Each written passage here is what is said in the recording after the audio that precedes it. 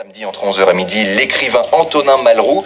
Nous allons cette semaine au sud du Cantal, aux confins du Lot et de l'Aveyron, à Boissé très exactement, dans la Châtaigneraie, où Mylène Baganas a rencontré le premier adjoint à la commune, Renaud Saint-André, fier du tissu associatif extrêmement riche et dynamique, avec pas moins de 14 associations, parmi lesquelles le Bureau du tourisme et l'association Sarrazin, dans une commune qui ne compte qu'un peu plus de 600 habitants. C'est assez étonnant. Et pour commencer, il a parlé du baptême républicain de l'invité, puisqu'il a été lui-même écolier du côté de Boissé. Bonjour Renaud Saint-André. Bonjour Mylène.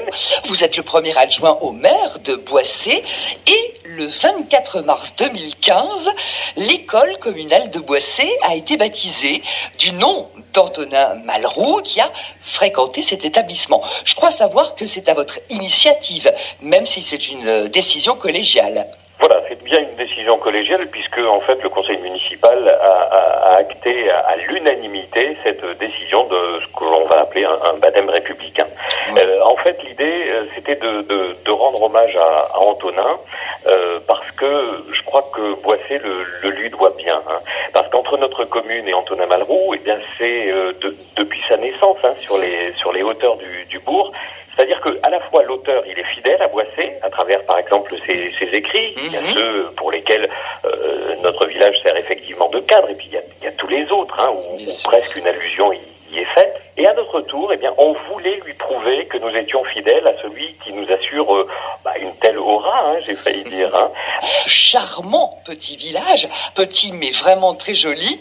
D'un point de vue culturel, touristique, quels sont les rendez-vous saisonniers à ne pas manquer? Les plus importantes, ça va être à partir d'avril, une foire à la brocante réservée aux professionnels. Donc nous avons 100 brocanteurs et antiquaires et on accueille jusqu'à 5000 visiteurs qui viennent donc des 3 départements, Cantal, Lot, Aveyron. Deuxième événement, ça va être autour de la fin juin. On a une association qui s'appelle Bogart.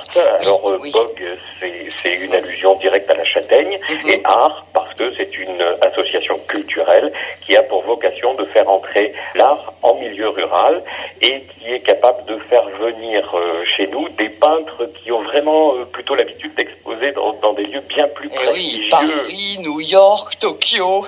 Mais oui, c'est exactement ça.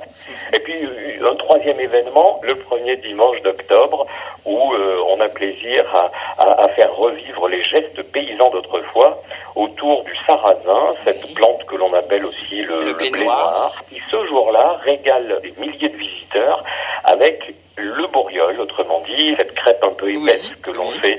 Il en est vendu l'espace d'une journée plus de 5000. Donc à partir du 1er octobre, eh bien, je vous invite à venir voir à la fois la culture du sarrasin, le battage à l'ancienne, et puis toutes les dames de Boissé, elles sont une dizaine derrière les tuiles, autrement dit derrière les poêles en fonte, qui réalisent les bourriols devant vous avant que vous puissiez vous régaler